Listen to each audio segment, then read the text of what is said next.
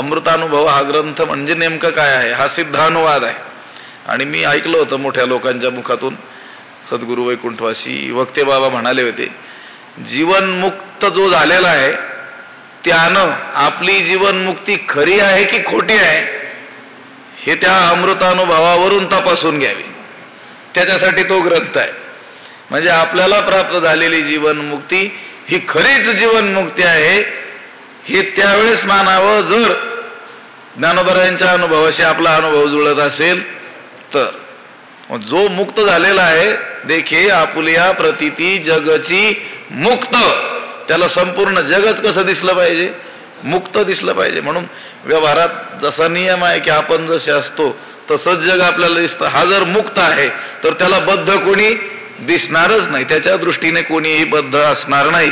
तो जिकडे पाहिल तिकडे त्याला परब्रह्म स्वरूपाचाच काय येईल, अनुभव येईल.